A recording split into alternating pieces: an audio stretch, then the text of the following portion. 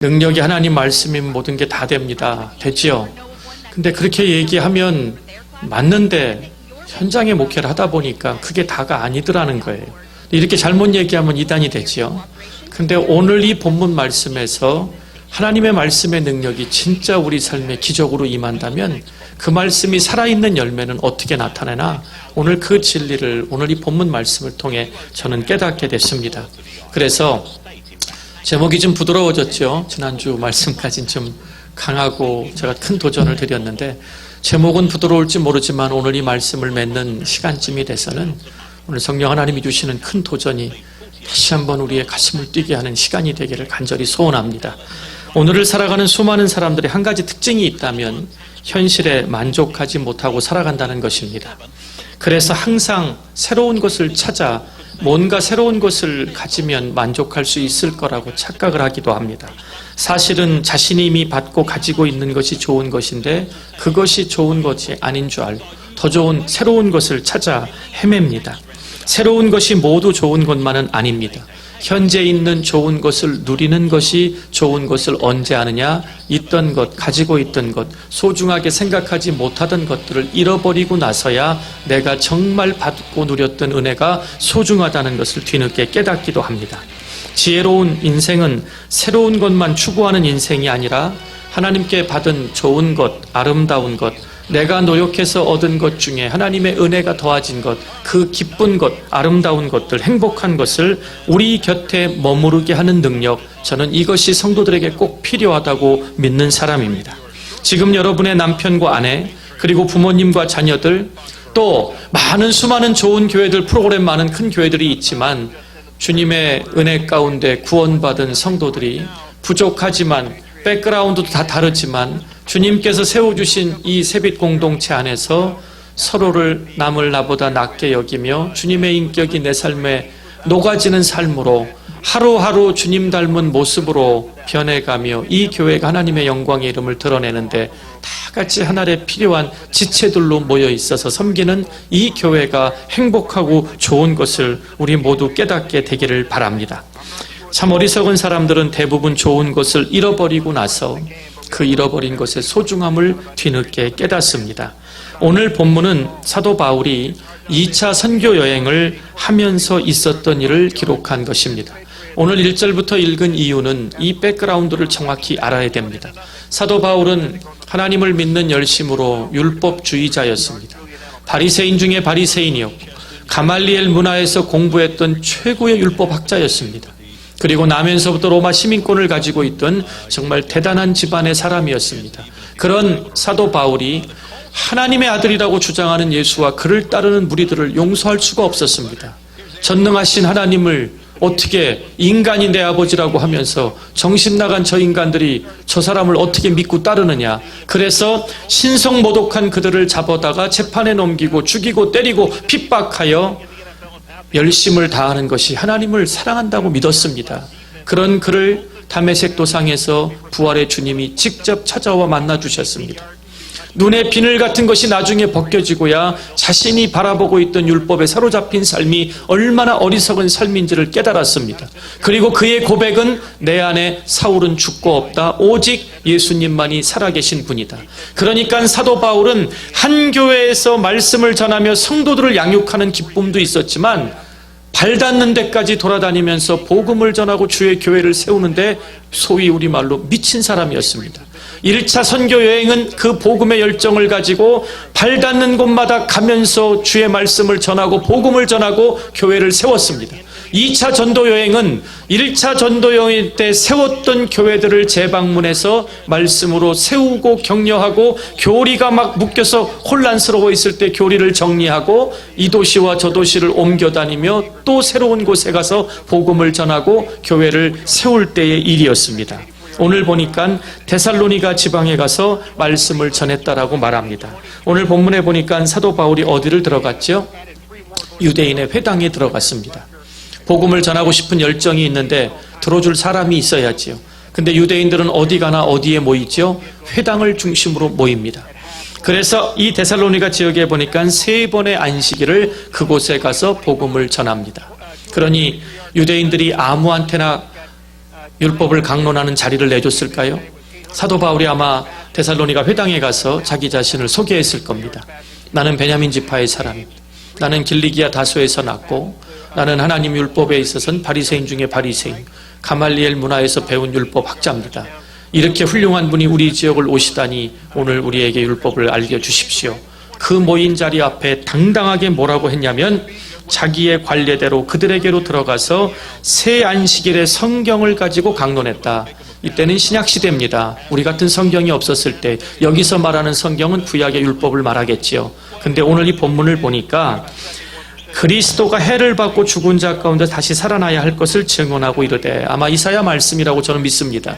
다른 선지서들도 구약 성경도 이 얘기가 많이 예언되어 있지만 이사야만큼 정확하게 된 데가 없지요. 이 말씀을 전하고 여기서 너희에게 이 예수가 곧 그리스도라고 복음을 증거했더니 어떤 일이 일어났죠?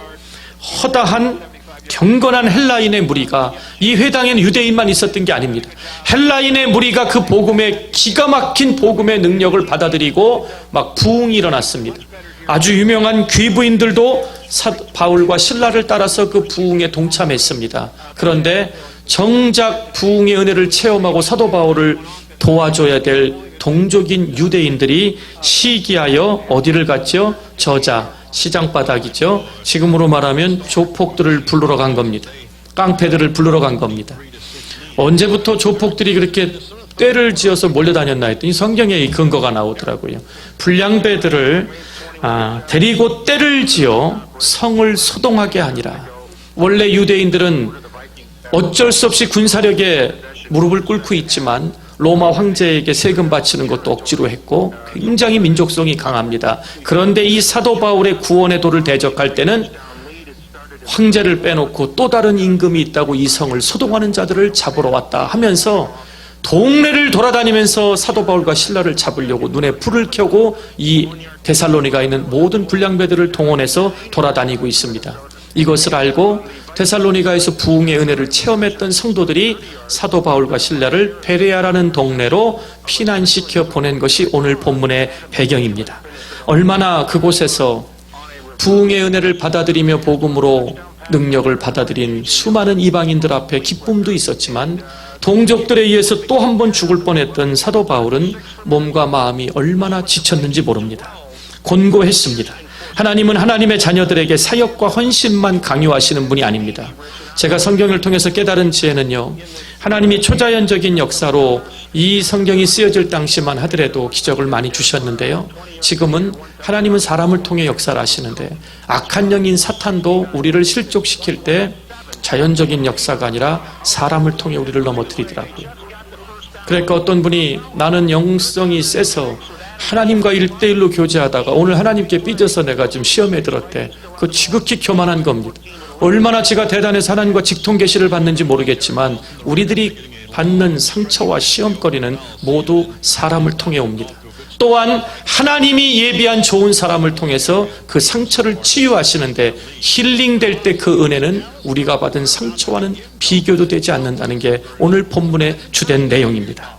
여러분, 지쳐있는 바울에게 주신 하나님의 축복은 바로 베레아의 사람들이었습니다. 오늘 성경에 보니까 너그러웠다 이렇게 번역이 되어 있죠. 근데 저는 예전 성경, 개역 한글 성경의 이 번역을 더 좋아합니다. 제가 사전을 찾아가지고 신사적이다, 너그럽다 이렇게 봤더니 고상하다, 인격적이다, 남의 말을 잘 들어주고 남을 배려하고 자신을 드러내지 않는다, 이렇게 사전적인 표현이 있더라고요. 미국에 오니까 시상식이 있든지 남자 여자가 모인 단체는 대부분 뭐라 그러죠? Ladies and Gentlemen. 그 젠틀맨이라는 단어, 오늘 성경 원어를 영어로 잘 번역해 놨는데 more noble man이다, noble 캐릭터다 이렇게 번역을 해놨습니다. 그러니까 이 캐릭터, 행위의 성품을 오늘 왜 여기다 이렇게 강조를 해놨나? 그 이유가 있습니다. 하나님이 예비하신 사람을 만나면 회복이라는 은혜가 뒤따르게 돼 있습니다. 좋은 사람을 만나는 것은 좋은 공기를 마시는 것 같아요. 여러분, 사업에 직장생활 힘들고 현장이 막 힘들면 한 번쯤 휴가 가시면 주로 자연에 가시죠. 산이나 어디 들에 가셔서 좋은 공기를 마시면 막 힐링되고 그 공기를 좀 싸갖고 오고 싶다고 얘기하시는 분도 들었습니다. 왜 그럴까요? 좋은 공기는 우리의 정신을 맑게 하기 때문에 그렇습니다. 하나님이 예비한 좋은 사람을 만나면 이렇게 좋은 영혼의 샘이 솟아납니다. 매사에 부정적인 사람, 원망하는 사람, 불평하고 남을 정죄하고 비판하는 사람, 싸나워서 무슨 말을 하면 싸우려고 달려드는 사람을 만나면 우리 영혼이 피폐하고 메말라가기 시작합니다. 그런 사람들과 가까이 하면 영혼의 건강에도 적신호가 오게 돼 있습니다. 그런 사람과 잠깐만 같이 있어도 우리 몸에 있는 에너지를 쭉쭉쭉 뽑아가는 것처럼 힘이 빠집니다. 왜 그럴까요? 부정적이기 때문에 그렇습니다. 은혜보다는 자기의 감정대로 살기 때문에 그렇습니다. 반면에 믿음이 있고 하나님의 은혜를 사모하며 남을 하나님 말씀의 은혜로, 내가 받은 하나님의 은혜로 나누고 세우고 격려하기를 원하는 사람을 만나면 없던 힘도 생기고 도전을 받아서 나도 저런 사람처럼 하나님의 은혜를 나누고 싶다라는 꿈을 꾸게 되는 것입니다. 하나님은 저와 여러분을 영적인 교제 가운데 회복시키시기를 원하십니다. 우리가 사람들과 아름다운 사랑의 교제를 나누며 기쁘고 즐겁게 살기를 원하십니다. 초대교회 때 가장 아름다웠던 것은 예배의 신실함 뿐만 아니라 오늘도 핍박 가운데 죽지 않고 살아서 형제 자매와 예배드리게 됨을 서로를 부둥켜 안고 입 맞추고 안고 두들기며 얼마나 한 주간을 주님 말씀의 은혜로 당신을 또 만나 예배드린 게 꿈만 같다는 그 사랑의 교제 가운데 순전한 마음으로 떡을 띠는 가운데 양은 얼마 안 돼도 그들의 허기를 채우고 영적으로 채우고 그들이 오늘 우리에게까지 복음을 전하는 초대교회의 근간을 이루었던 것입니다. 우리 주변에도 보면 예민하고 신경질적으로 반응하는 사람들이 종종 있습니다. 그러면 편안한 마음으로 교제를 나누기가 참 어렵습니다. 교회를 다닌다는 이유로, 직분이 있다는 이유로 체면 때문에 맞붙어 싸우진 않지만 무슨 말을 대화를 해야 될지, 어떻게 접근해야 될지 굉장히 생각이 복잡해집니다. 예를 들면은 대화를 나누다 보면 좀 모르는 얘기 할 수도 있어요. 그래서 별의별 얘기가 다 등장을 하더라고요. 뭐 자다가 남의 다리 긁는 소리를 한다는, 뭐 개가 풀을 뜯어먹는 소리를 한다는 등 뭐 이상한 얘기들을 하더라고요. 그 얘기의 근본이 뭐냐 찾았더니 무식해서 대화가 안 통한다는 얘기더라고요. 결국 그 말을 그렇게 얘기를 하더라고요. 그럼 대화를 하다가 좀 모르고 내가 아는 부분이 있으면 설명해 주면 되는데 넌 무식하게 그것도 모르냐? 농담 섞인 말로 핀잔을 줍니다. 그러면 무식하지 않은 사람은 그냥 받아 넘겨요. 내가 좀 못 배워서 세상적으로 무식할지언정 하나님의 은혜의 지혜로 살아가는데 하나님의 지혜로 나는 부족한 게 없다는 여유가 있고 충만한 사람은 웃어 넘겨요. 그런데 열등감이 있고 상처투성이에 예민한 사람은 뭐라 그래요? 그래 난 무식하다, 한번 무식한 놈 주먹 맛 좀 볼래? 하고 달려듭니다. 남들이 예쁜 옷을 입거나 주얼리를 가지고 오면 참 오늘 포인트 잘 주셨네요. 참 오늘 참 아름답고 우아하고 참 어울리십니다. 이러면 되는데 너 그 목걸이 가짜지? 또 그래요. 그러면 가짜야. 시장에서 지나가다 5불짜리인데 너무 예뻐 샀는데 참 괜찮지? 이래야 되는데 너도 나 없다고 깔보냐? 그래 가짜다 어쩌냐 달려듭니다. 싸움의 시작은 진리냐 아니냐를 갖고 따지는 세상이 아닙니다. 아무것도 아닌 그 말 한마디에 사람의 심성이, 캐릭터가 은혜 가운데 하나님께 가는 영적인 통로를 가로막고 있다는 것입니다. 오늘 질투, 시기, 모함에 시달릴 때마다 예수님이 어디를 가셨나 한번 성경을 찾아봤어요. 딱 두 군데가 나오더라고요. 한쪽에선 사람들이 예수님께 고침을 받고 천국의 하나님 나라의 영광의 비밀을 풀어주시고, 랍비들의 가르침과 같지 않고 이 젊은 나사렛 청년의 가르침에는 심장이 뛰었어요. 그럴 때마다 예수님을 시기하는 집단이 있었죠. 자기의 기득권을 위협받는 사람들. 시기, 질투, 모함, 억지로 잡아서 왕을 삼으려고 인기 있을 때 두 군데를 가셨는데 한적한 곳에 가셔서 하나님 앞에 1대1로 기도하셔서 영적인 사명을 회복하셨고요. 둘째로 찾아간 데가 세상 사람들이 가장 인정하지 않았던 나사로와 마리아, 마르다 집에 찾아가셨더라고요. 예수님도 인간으로 오셨기 때문에 정말 편안하게 있는 모습 그대로 예수님을 맞이해주는 그런 친구와 같은 이 삼남매의 집에 가서, 가난한 집에, 엄마 아버지도 없는 집에, 성경에 보면 이 마리아는, 막달라 마리아는 7 귀신 들렸다 고침받은 여인이라고 신학자들이 해석을 합니다. 그 집에 별 볼 일 없는 그 집에 오셔서 있는 거 함께 나눠 먹고 음식 만드는 동안 하나님 나라의 비밀을 전해주시고 다른 사람들이 다 뭐라고 해도 예수님의 마음의 평안의 위로를 받고 친교를 하기 원하실 때 베다니에 있는 나사로, 마리아, 마르다 집을 찾아가셨습니다. 오늘 저와 여러분에게도 힘들고 괴롭고 오해받고 미움받고 상처가 있을 때 1대1로 하나님 앞에 기도하는 자리, 그리고 영적으로 하나님의 은혜로 나를 말씀으로 위로하고 세울 수 있는 그런 영적인 동역자의 집이 한 가정 이상씩은 있게 되시기를 주의 이름으로 축원드립니다. 오늘 본문에 보니까 베레아 사람들은 좋은 사람들이었다라고 기록되어 있습니다. 바울과 그의 일행은 그 데살로니가에서 받았던 그 핍박과 상처와 죽음의 공포를 무릅쓰고 도망을 왔더니 생각지도 못한 사람들을 하나님이 만나게 해주셨어요. 한마디로 신사적이었다고 말합니다. 좋은 사람들이었다고 말합니다. 저는 여러분들이 이런 그리스도의 노블 캐릭터를 가진 성도님들이 되시기를 바랍니다. 그러면 좋은 사람, 신사적이라는 사람이 뭘까요? 우린 신사하면 떠오르는 게 있죠. 중절모를 쓴 멋있는 젠틀맨, 정장, 우리 여자분들은 깨끗한 양장에 뭔가를 말도 교양 있게 하고 영어도 반쯤 섞어가면서 얘기하시고, 뭘 이렇게 얘기할 때도 우아하게 표현하는 이런 캐릭터를 우리는 신사숙녀라고 생각하는데, 오늘 성경에 말하는 이거는 행위에 관한 문제가 아니라 혈통에 관한 문제를 이야기하고 있습니다. 이 부분을 가장 잘 해석했던 사역자는 누가 뭐래도 존 칼빈입니다. 이 부분은 변화된 행위나 캐릭터의 문제가 아니라 혈통에 관한 문제라고 해석을 했습니다. 이해가 잘 안 되죠? 그럼 타고나는 건데 우리는 잘못 타고난 걸 어떻게 하느냐? 그 말이 아닙니다. 신사적이란 원래 그들 속에 있는 좋은 것을 의미합니다. 이 말씀을 해석하려면 창세기로 돌아가야 되겠죠. 우리는 어떻게 지음받았죠? 하나님 성부 성자 성령 하나님이 천상의 회의를 통해 우리의 형상을 따라 사람을 짓자. 그래서 우리는 정성껏 하나님의 손이 흙을 빚어 만들고 그 코에 생기를 불어 생명이 된 하나님의 형상을 닮은 존재들입니다. 원래 우리의 창조됐던 모습은 하나님의 형상이 우리 안에 그대로 있었습니다. 근데 이게 언제 돌연변이가 되기 시작했죠? 죄가 들어오고부터 그 아름다운 형상이 깨져 하나님의 성품이 바뀌어 사탄의 성품이 뒤섞이게 되고, 그래서 하나님을 모르는 자들은 오직 악의 성품으로 삶이 나오고, 하나님의 성품으로 거듭난 우리도 계속 성령과 악령이 우리 마음 가운데 투쟁을 하지요. 목사님, 구원받으면 끝난 거지 무슨 악령과 투쟁을 합니까? 사도 바울의 고백에서 그 증거를 드릴게요. 로마서 7장 15절 24절에 보니까 내 안에 내가 산 것이 아니라는 사도 바울의 고백이, 나의 행하는 것을 내가 알지 못한다. 내가 지금 하고 사는 행동을 나도 알지 못한대요. 곧 원하는 이것은 행하지 아니하고 도리어 미워하는 그것을 함이라. 그러므로 내가 한 법을 깨달았노니 곧 선을 행하기 원하는 나에게 악이 함께 있는 것이로다. 제 말 맞지요?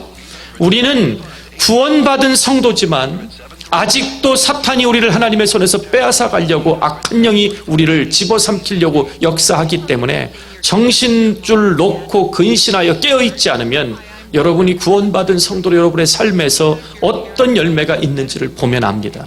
제가 어제 모임에서 디모데후서 3장 말씀을 전했습니다. 디모데후서 4장은 사도 바울의 유언장입니다. 유언장 전에 말씀을 전했다는 얘기는 얼마나 강력한 메시지일까요? 말세의 고통이 따르리니, 그러면서 열거를 해놨는데요. 교만하고 자랑하고 자만하고 무정하고 원통함을 풀지 않고 선을 좋아하지 않고, 이걸 쭉 열거하면서 본문을 읽는데 목사인 저도 캐릭터에 어느 것 하나 자신 있게 하나님 앞에 저는 이 부분만큼은 아닙니다 할 말이 없더라고요. 말세 하면서도 우리에 나타나는 열매를 영적인 눈으로 바라보지 못하니까 전부 다 그 말씀에 거꾸로를 살아가면서 나는 성령의 능력에 사로잡혀 산다고 스스로에게 크레딧을 주고 착각하고 있는 거더라고요. 사도 바울의 고백을 보니 한 법을 깨달았노니 곧 선을 행하기 원하는 나에게 악이 함께 있는 것이로다. 오라 나는 곤고한 사람이로다. 이 사망의 몸에서 누가 나를 건져내랴. 의문으로 뉘앙스 있게 끝내놓고 로마서 8장에 가면서 오직 성령의 생명의 법이 죄와 사망의 사슬을 끊었다. 율법이 육신으로 말미암아 할 수 없는 그것을 하나님은 하시나니 곧 성령의 능력이 나를 다시 살아나게 하셨다. 그러면서 그 성령은 마땅히 빌 바를 알지 못하는 나를 대신하여 탄식하는 영으로 하나님 앞에 올 양자의 영으로 하나님을 아버지라 부르는 권세를 주신 성령님이 나를 붙들어 주실 때만 이 악의 열매를 끊어버릴 수 있다라는 고백이 나오기 시작한 것입니다. 그럼 본문의 신사적이란 말의 정확한 뜻은 무엇일까요? 이 말씀에 근거하면 저와 여러분 안에는 좋은 성품, 하나님의 성품, 죄 때문에 깨진 악의 성품이 짬뽕되어 있습니다. 묶여 있습니다. 그런데 하나님의 은혜를, 말씀을 사모하는 가운데 살아가면서 좋은 것, 하나님의 형상이 먼저 드러나는 사람들, 여기 보면 데살로니가에도 좋은 사람들이 있었습니다. 오늘 본문에 더 좋은 사람이다, 더 신사적이라고 왜 그 비교급을 썼을까요? 우리의 삶에 분명히 우리 안에는 좋은 성품이 있습니다. 그러나 하나님이 원하시는 시점에 그 좋은 성품의 열매가 말씀의 능력으로 드러날 때, 그게 바로 베레아에 있는 성도들처럼 지쳐서 도망오고 핍박을 피해 건너왔던 사도 바울에게 다시 원기가 충전되고 오늘 이곳에서 우리를 만나게 하신 이유는 당신의 그 복음의 능력이 우리와 같이 복음이 필요한 모든 곳에 전파되기 위하여 이곳에 충전하라고 보내셨다는 그 은혜를 사도 바울은 그곳에서 느끼게 됩니다. 먼저 우리 그리스도인들은 정말 좋은 사람이 되어야 합니다. 여러분은 정말 신사숙녀가 되셔야 합니다. 그러면 좋은 것이 머무르게 하는 신사가 되기 위해서는 어떤 변화가 있어야 될까요? 오늘 본문은 정확하게 세 가지를 우리에게 요구합니다. 첫째는 바라보는 성도의 시선의 변화가 있어야 합니다. 무엇을 바라보고 있느냐에 따라 우리 속에 좋은 것이 나오냐 악한 것이 나오냐 달려 있습니다. 보는 것의 차이가 신사를 만들어내는 것입니다. 제가 성경에서 이 근거를 하나 드릴게요. 안디옥 교회 이야기가 성경에 나오지요. 저는 안디옥 교회를 참 좋아합니다. 왜냐하면 개척교회였고요. 제가 교회를 12년 전에 개척한 것처럼 예루살렘 교회가 마더처치로 엄청난 부흥과 사람과 물질과 은사와 능력이 넘쳤다면 안디옥 교회는 핍박을 피해서 가가지고 세워진 교회로 온갖 사람들이 모여들었던 그런 교회입니다. 그런데 안디옥 교회가 막 성령의 능력으로 폭발적인 부흥이 일어난다고 하자 마더처치인 예루살렘 교회가 의아한 거예요. 저기는 훌륭한 사도도 없는데 누가 무슨 말씀을 어떻게 가르쳤고 어떤 기도의 능력이 있길래 저 신생 개척교회가 부흥을 하지 하면서 회의를 해서 대표를 뽑지요. 그게 바나바입니다. 바나바를 안디옥 교회에 이 부흥의 원동력이 무엇이고 교회가 어떤지를 정확히 알아보고 오라고 예루살렘 교회가 안디옥 교회에 파송을 합니다. 얼마나 문제가 많았을까요? 예루살렘 교회는 유대인들의 교회입니다. 정통 유대인들의 교회인데도 어떤 일이 있었죠? 히브리파 과부하고 헬라파 과부하고 구제물 더 받고 덜 받고의 싸움이 나갔고 불평하고 원망하고 오죽했으면 사도 베드로가 뭐라 그랬죠? 너희 중에 성령이 충만하고 칭찬받는 자 7을 택해라. 우리가 그들에게 안수하여 교회의 모든 재반 행정을 맡겨 우리는 말씀과 기도에 전무하겠다. 교회의 시스템을 만들기 시작했습니다. 그러면 안디옥 교회는요, 피난간 유대인, 온갖 헬라인, 이방 사람 다 섞여 있는 교회니 자신들이 믿던 신도 다르고 살아온 환경, 방법 전부 다 다른 뜨내기들이 다 모여있는 교회에 부흥이 있으니 얼마나 예루살렘 교회가 놀랐을까요? 근데 저를 가장 소름이 끼칠도록 뼈가 떨리도록 붙잡은 하나님 말씀이 사도행전 11장 22절 23절이에요. 예루살렘 교회가 이 안디옥 교회 사람들의 소문을 듣고 바나바를 안디옥까지 보내니 바나바가 이르러 보고서에 딱 한 줄이에요. 하나님의 은혜를 보고 기뻐하였더라. 그 교회는 백그라운드고 삶의 방법이고 성격이고 캐릭터가 다 틀렸는데 바나바가 받던 것은 그곳에 하나님의 은혜가 있었더라는 것입니다. 오늘 교회의 싸움과 가정의 상처가 어디서 옵니까? 하나님의 은혜를 저버린 데서 오는 것입니다. 많은 분들이 목사님 기독교 우리 핵심은 믿음이잖아요. 누가 그래요? 믿음으로 구원받지요. 이걸 부정하면 이단입니다. 근데 뭘 믿어야 되는지는 알고 믿어야 되잖아요. 순서는 하나님이 우리에게 정해주신 거는 왜 하나님의 은혜의 하나님이고 사랑의 하나님인 줄 아십니까? 우리에게 무엇을 믿어야 할 은혜를 주셨다는 거예요. 에베소서 2장 8절 9절이 구원의 가장 핵심이지요. 거기 믿음으로 구원받았다고 돼 있습니까? 아니요. 너희가 그 은혜를 인하여 믿음으로 구원받았다고 돼 있습니다. 그 은혜가 뭐예요? 하나뿐인 독생자를 우리의 이 죄 때문에 희생시킬 수밖에 없는 십자가의 사랑, 구속의 은혜를 주셨기에 그 은혜를 말미암아 믿음으로 구원받은, 사람이 행위에서 난 것이 아니 누군지 자랑치 못하게 하심이라, 이 말씀입니다. 그러니까 안디옥 교회에 가서 바나바가 본 것은 누가 섞여 있고 어떤 성격이 중요한 게 아니라 그 안엔 하나님의 은혜가 충만했었더라는 것입니다. 오늘 여러분의 가정과 우리 교회에 그 기쁨, 우리를 하나 되게 하는 그 하나님의 은혜가 회복되기를 주의 이름으로 간절히 축원드립니다.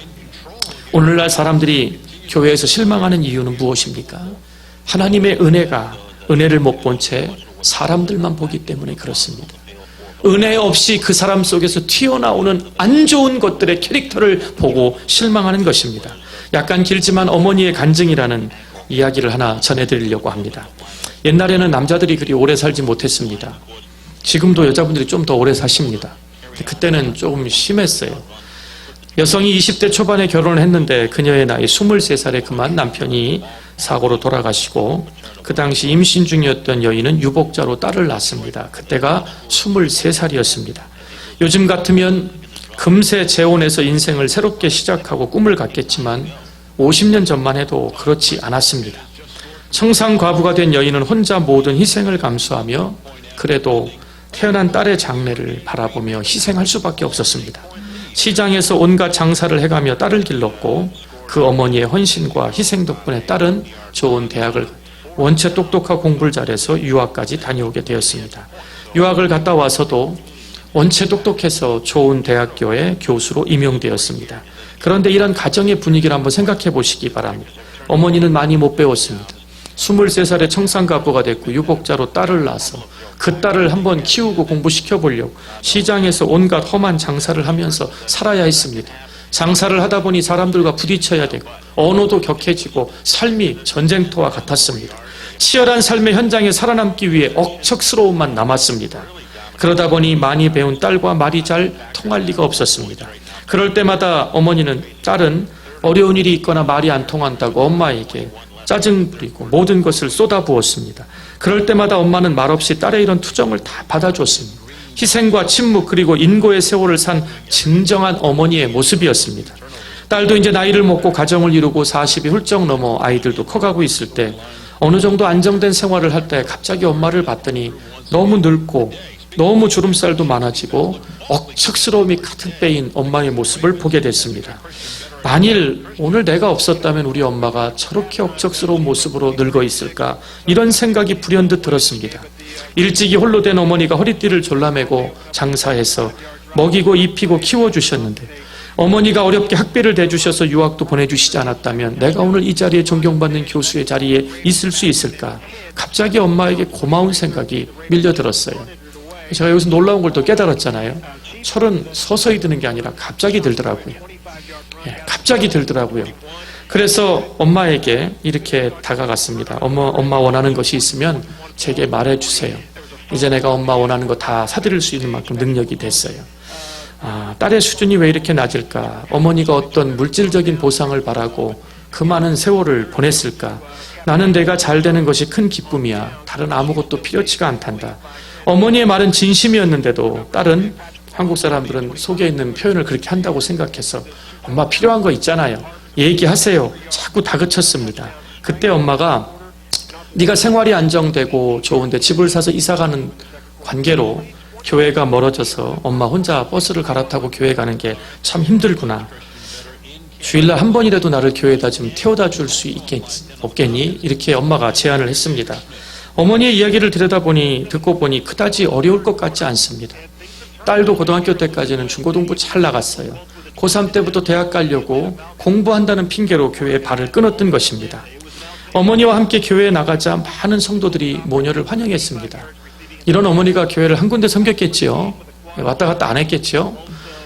이 어머니가 딸을 데리고 오자 먼저 목사님이 알아봤습니다. 우리 권사님의 따님, 우리 교수님이 교회를 방문하셨다고 또 인사시키고 하니까 싫지 않았습니다. 교수를 알아봐줘서. 사람은 또 알아봐주면 싫지는 않다 그러네요. 예배 시간에 개인을 지켜 세우는 것은 바람직하지 않지만 어쨌든 그런 대접을 받고 나니 여 교수도 좋았습니다. 예배를 마치고 엄마가 권사님들 기도회 모임하는 동안 휴게실에 잠시 쉬고 있을 때 딸과 동년배쯤 되는 젊은 여자 자매들이 옆에서 수다를 떨기 시작했. 듣고 싶지 않았는데 들려오지요. 하나님 말씀은 귀를 기울여도 잘 안 들으시는데 막 떠드는 소리는 가만히 있어도 들려오는데 온통 하는 얘기가 자랑, 잘난 척, 남 흉보고 헐뜯는 내용이 있습니다. 예수 믿는 사람들도 별일 없네 하고 불쾌한 기분으로 자리를 떠서 2층 통로에가 조용히 앉아 있어서 어머니를 기다리는데 그 교회의 한 부서를 책임지고 있는 대표 장로님이 그녀를 찾아와서 교수님 얘기 많이 들었다. 우리 아들 기부 입학을 청탁한다고 좀 도와달라고 하는 것입니다. 요즘 한국 이것 때문에 시끄럽지요. 특별히 이 교수는 가난한 데서 가난하든 부유하든 실력으로 공부해서 자기가 인정받고 대학을 가야 된다는 이 자아가 센 여교수는 얼마나 화가 치밀었는지 모릅니다. 그래도 엄마 얼굴을 생각해서 참고 또 자리를 옮겼습니다. 하필 자리를 옮겼는데 교회 회의실 문 옆이었습니다. 교회 회의실 하면 뭐가 떠오르죠? 보통 막 기도하고 사명을 위해서 비전 제시해 이게 떠올라야 되는데 제가 이렇게 여쭤보면 교회 회의 그러면 싸움 이렇게 대답을 하셔요. 오죽하면 애들이 막 싸우면 어른들이 와가지고 한글 학교에서도 여기가 교회인 줄 알아 왜 싸워 막 그런 데잖아요. 거기서 막 싸움 소리가 들리는데 세상 사람들이 하는 욕을 해대가면서 내 의견이 옳다고 삿대질하면서 소리를 질러가며 싸우는 더 이상 참다 못한 이 교수가 엄마를 손을 끌고 가자고 난 더는 못 있겠다고 엄마가 심각한 것을 눈치채고 딸에게 물었습니다. 왜 그렇게 화가 치밀어 오르고 엄마 손을 잡아 끌면서 집에 가자고 무슨 일이 있었니? 그때 뭐라고 얘기를 하냐면 지금까지 있었던 일을 투정 부리면서 다 짜증을 엄마에게 쏟아냈습니다. 그때 이 엄마가 뭐라고 대답하냐면 늘 딸의 짜증을 받아주던 엄마가 단호한 목소리로 조용히 입을 열었습니다. 나는 아버지도 없이 남편도 없이 너를 키우면서 한평생 이 고통 가운데 고생 가운데 주님 한 분 바라보고 이 예배를 드렸는데 너는 오늘 처음 와가지고 그 예수님은 못 보고 온통 사람들의 안 좋은 것만 눈에 보였느냐 이렇게 물었습니다. 그때 딸이 엄마 장사하다 너무 힘들고 외로워서 그저 마실 가서 교회 친구들 만나러 지금까지 버텼는 줄 알았더니 그런 못 배우고 장사하면서 힘들었던 엄마가 교회 예배드리러 오는 이유가 살아계신 예수님에게 시선이 고정되어 있다는 그 대답 한마디에 이 딸은 녹아지기 시작했습니다. 내가 알던 우리 엄마는 이 험한 세월을 허송세월한 것이 아니라 이 엄마의 삶을 지탱시켜준 엄마의 눈이 고정되어 있는 살아계신 예수님이 있다는 것을 그때 알았습니다. 그저 딸의 잘되는 축복이나 빌러 교회 나가는 줄 알았던 엄마가 그 태도와 범상치 않은 대답에서 자기와 비교할 수 없는 높은 수준의 신앙이 있음을 알게 됐습니다. 결국 신앙은 내가 지금 세상에 살지만 어디를 바라보고 있느냐, 여러분이 향한 그 눈의 시선의 중심이 어느 곳이냐가 여러분의 신앙을 결정하는 것입니다. 오늘 어머니의 태도에 무너져 내린 딸은 지금까지 잘못 봤던 핵심이 아닌 것을 내려놓기 시작했습니다. 오늘 여러분은 여러분의 눈을 가지고 무엇을 바라보고 하루하루를 살아가고 계십니까? 어떤 핵심을 보고 어떤 통찰력을 가지고 예배를 드리며 말씀을 대하십니까? 신사적인 좋은 믿음을 가진 사람은 생명을 봅니다. 비교의 대상을 보고 초라해지고 따지고 싸우는 게 아니라 벌레만도 못한 죄와 허물로 죽었던 나를 살리신 예수님의 그 은혜를 보게 되는 것입니다. 과거의 죄인이었던 자신과 하나님 만나고 난 후 축복받고 변화된 현재의 모습을 보며 오늘 나의 이 모습은 주님의 은혜 없이 될 수 없음을 고백하게 됩니다. 지금 현재 여러분이 바라보는 것이 여러분의 미래가 된다는 것을 잊지 않게 되시기를 바랍니다. 둘째로 신사적인 베레아 사람들은 입술을 통한 표현의 변화가 있어야 합니다. 성도는 참 좋은 것을 표현해야 합니다. 우리 기독교는 표현의 종교지요. 사람이 마음으로 믿어 의에 이를 수는 있지만 반드시 입으로 시인하여 구원에 이른다. 이게 사도 바울이 로마의 형제자매들에게 로마서 10장 9절 10절의 내용입니다. 하나님께서 예수 그리스도를 죽은 자 가운데 살리신 것을 내 마음에 믿으면 구원을 얻으리니 사람이 마음으로 믿어 의에 이르고 반드시 입으로 시인하여 구원에 이른다고 합니다. 여러분이 하나님의 은혜를 체험하고 하나님의 축복을 받고 말씀의 큐티를 통해 하나님의 사랑을 느꼈다면 입술을 열어 그 능력을 선포하셔야 합니다. 내가 무슨 말로 짜증하고 원망하고 불평하고 부정적인 불신앙의 말을 내뱉을 때 내 귀에 들리네. 하나님도 들으실까? 당연하지요. 하나님 귀에 들린 대로 갚아주신다는 그 두려운 경외한 말씀이 우리의 입술을 변화시키기를 주의 이름으로 축원드립니다. 입술을 통해 나오는 믿음의 표현은 본문의 말씀처럼 간절한 마음으로 말씀을 받게끔 만듭니다. 셋째로 성도는 마음의 방향이 변해요. 뜨거움이 있어야 됩니다. 오늘 본문 목사님 아무리 같이 읽어도 첫째, 둘째, 셋째 없는데요. 11절에 그 증거가 있습니다. 베레아에 있는 사람들은 데살로니가에 있는 사람들보다 더 신사적이고 너그러워서 간절한 마음으로 말씀을 받았대요. 우리가 많이 배우고 많이 갖고 깨끗하고 좋은 명품 입고 걸치고 말이 교양 있게 한다고 우리가 신사가 아니고요. 하나님 말씀을 얼마나 간절하게 받기를 사모하느냐, 거기서 깨어졌던 하나님의 성품의 회복이 드러날 때 그게 바로 사도 바울을 치유했던 힘이 되더라고요. 이 베레아 사건 이후부터 사도 바울이 거침없이 2차 선교 여행을 성공리에 마칩니다. 얼마나 힘들게 매를 더 맞았는 줄 아십니까? 그런데도 이때 베레아 사람들을 통해 구원의 은혜를 함께 나눈 기쁨, 그리고 이 사람들의 특징이 뭐냐면 마음의 사모함으로 간절함으로 하나님 말씀을 일단 받았어요. 그러니까 무지했던 사람들이에요. 그 증거가 어디 있죠? 일단 사도 바울같이 훌륭한 분이 선포를 하니까 아멘 아멘 들었어요. 뭔 얘기인지 몰랐다니까요. 그리고 뒤에 돌아오더니 정말 그러한가 하여 아침 저녁으로 큐티하며 상고했다. 이 상고했다는 말의 번역이 잘못됐어요. 그냥 이것이 옳은가 성경을 따져봤다는 얘기가 아니라 이 말씀의 진리가 능력인지 삶에 상고하며 실천하고 순종했더니 그 말씀의 능력이 진짜다. 이 얘기를 하고 있는 거예요. 오늘 이 본문에 제가 여러분들에게 신사숙녀돼서 교양 있게 살자고 이 제목을 정했겠습니까? 하나님 믿고 신앙생활한 수십 년의 인생에 여러분은 세상이 여러분을 평가하고 판단할 때 정말 좋은 분이야. 그 좋은 거의 기준이 뭔데? 그 집사님, 장로님, 권사님을 보면 예수님이 누군지 말 안 해도 느낄 것 같아. 그게 좋은 사람, 그게 성경이 말하는 신사적이고 너그러운 사람. 여러분 마음에 그 하나님 말씀을 간절함으로 불타는 뜨거움이 회복되기를 바랍니다. 말씀을 받았으면 아멘으로 받았으면 이 말씀이 그러한가 하여 집에 돌아가셔 삶의 현장에 그 말씀을 날마다 상고하며 삶의 현장에 순종하여 이 말씀이 내 삶을 변화시키는 능력이 진짜구나. 그게 여러분의 삶을 입술을 통해 간증되어지기를 주의 이름으로 축원드립니다. 우리 옆에 계신 분들 한번 보세요. 신사숙녀가 되실 것 같은지. 다음 주에는 정말 레이디스 앤 젠틀맨이 다 되시기를 주의 이름으로 축원드립니다. 하나님 감사합니다.